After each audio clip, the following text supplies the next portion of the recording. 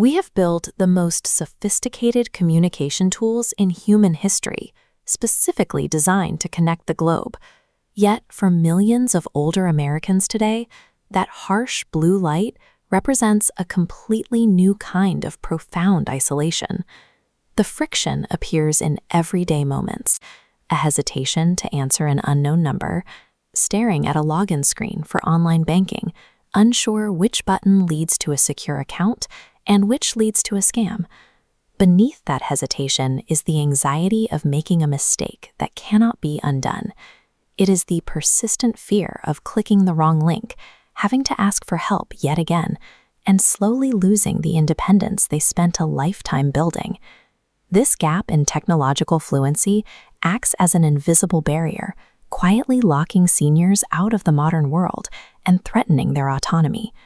When the technology industry encounters user friction, their instinct is to push top-down fixes. They release software updates, redesign user interfaces, run mass marketing campaigns promising simplicity. Those tactics fail older adults because they misdiagnose the problem. A slick tutorial from a massive corporation cannot ease the anxiety of an overwhelmed senior.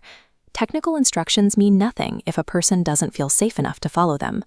Tutorials explain how a button works, but they can't provide the sense of security required to actually press it. We simply call this the trust deficit.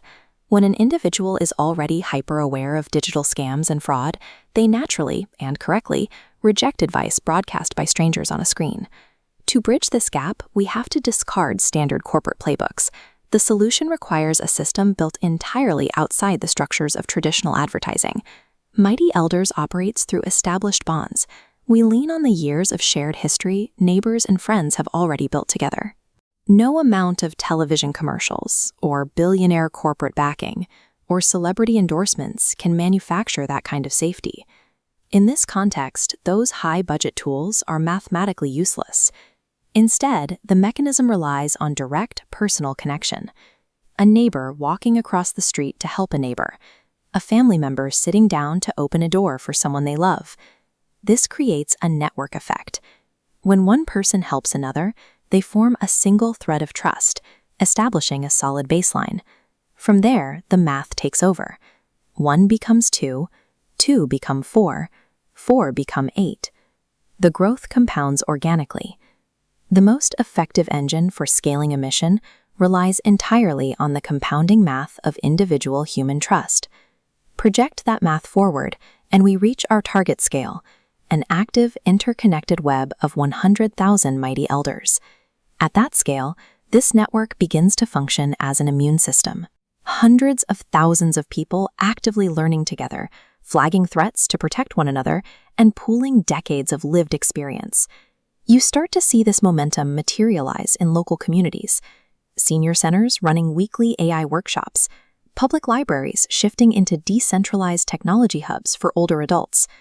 The traditional roles invert: grandparents teaching grandparents, veterans guiding veterans, retired teachers stepping up to act as the primary technology instructors for their neighborhoods. A self-sustaining community of 100,000 empowered seniors is an entirely executable plan, built directly into the structure of how we grow. To activate that growth, we need a shift in perspective. You can no longer view yourself simply as someone benefiting from a service. To trigger this network effect, you have to adopt a new identity. You have to become an ambassador. This does not require you to act as a salesperson, and you don't need to be a technical expert. Your only role is to facilitate access for someone who needs it. The ultimate reach of this movement relies on our members deciding to step up and act as the architects of the community. So here is the immediate requirement to move this forward. I am asking you to initiate exactly one conversation about Mighty Elders this week. The action required is small.